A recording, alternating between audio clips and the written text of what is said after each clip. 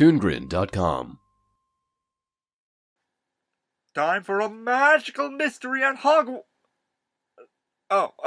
I mean the Whirlin' Merlin Academy.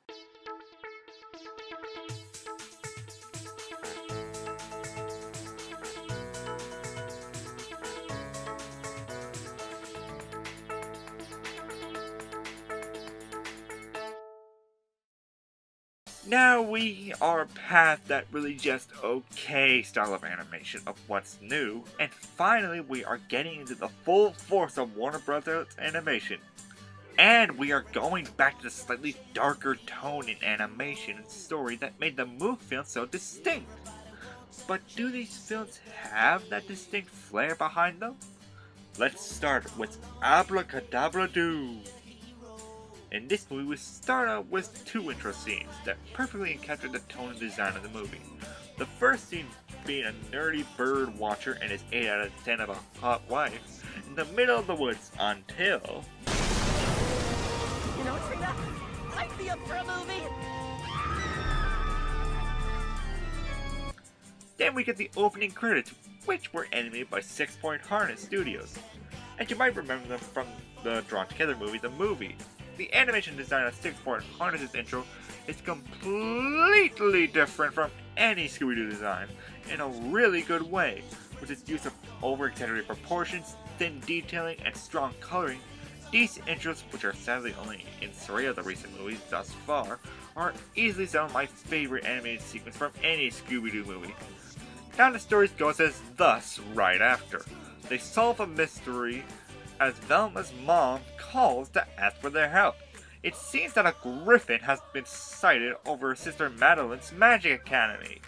So they're getting raring to help, except for Shaggy, who has to be kicked back in character a little bit to be kind of an asshole to make a plausible character arc for him.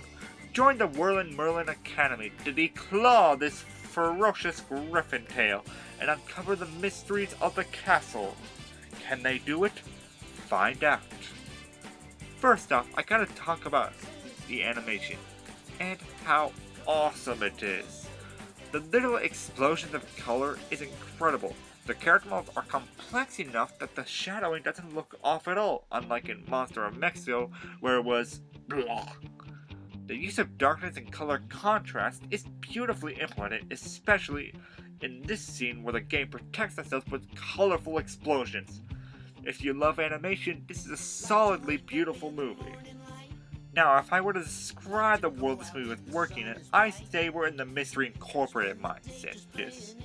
Where most people are suspicious as all hell, and the game of quirks and conflicting traits that make them identifiable. This world leads to probably the most interesting characters we ever got out of a Scooby-Doo movie. Because A, they are big personalities, and B, for the most part, they are given motivations and complications that add slight dimensions to them, and make them plausible suspects.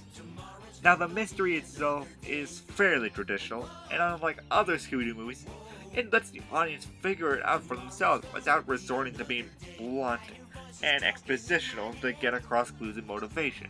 For the most part, I mean. And the Scooby-Doo mystery isn't much without its monsters, and we got the Griffin! First off, I love the fact that the monster is very violent.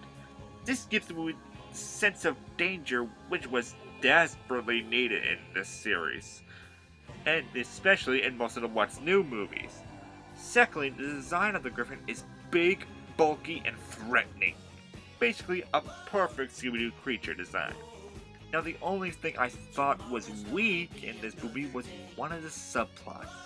In all of the past movies, Velma doesn't get much of an arc to expand her character, so she sometimes gets a buddy throughout the movie, and we focus on Velma's interaction with that buddy. For example, Ben Ravencroft from Witch's Ghost, and in this movie, Madeline. Madeline is a fun character, and a diametric opposite to Velma's more frumpy, cynical, and logical self, which could lead to good conflict between the two girls, but the writers missed this opportunity by a mile, and barely have the sisters have any scenes together. I can only think of 2 scenes where Velma and Madeline actually talk to one another directly, and one was at the very end, in the traditional "we're best friends now" speech. That aspect just comes off as feeling rather shallow, but any of my other problems with the movie would come out as more nitpicky. Bottom line, Abracadabra-Doo is a great return to the relatively simple past of Scooby-Doo mysteries, but with a more ramped up focus on identifiable suspects and characters, and more distinct visuals, and I recommend this fully. Scooby Abracadabra-Doo!